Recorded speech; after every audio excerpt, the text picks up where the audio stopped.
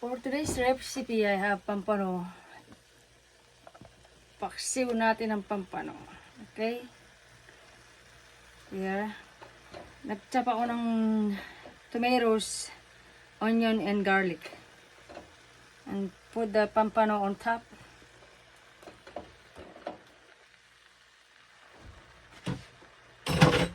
And I got this too.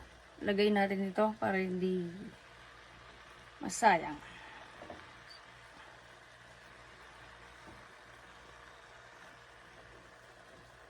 Hasa-hasa. Okay.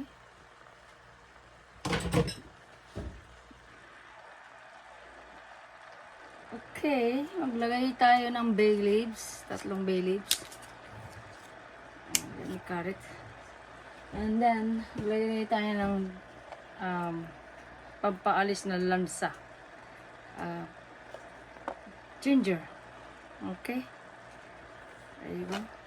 Put everything in here. Tsaka another onion.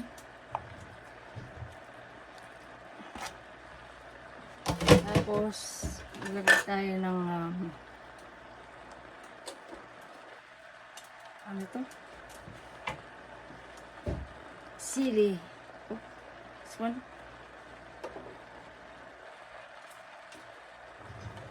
Pampakik.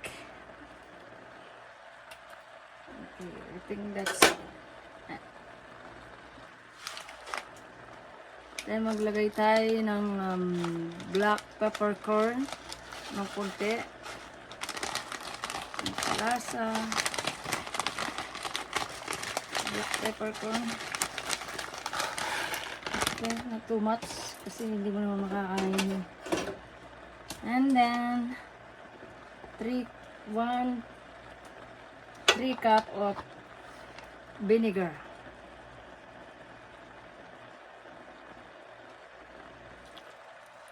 Okay. Here. Tapos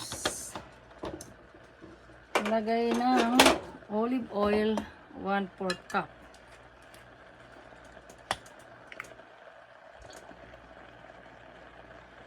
No, I mean this is avocado oil. Sorry. This is avocado oil. 1/4 cup. Then just wait. Then 1/3 cup of vinegar. Lagay tayo.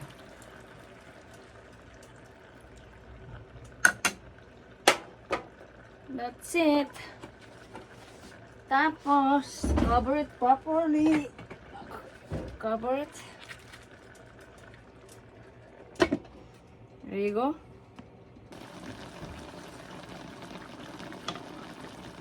I think this is ready.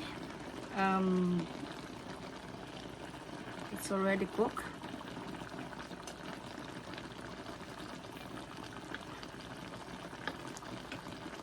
I forgot to put salt, so I just add a little bit salt on it.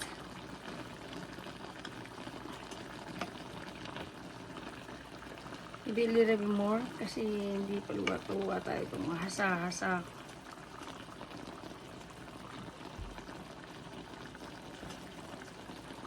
Thanks for watching, everyone. Please like and share. I appreciate all your kindness. God bless.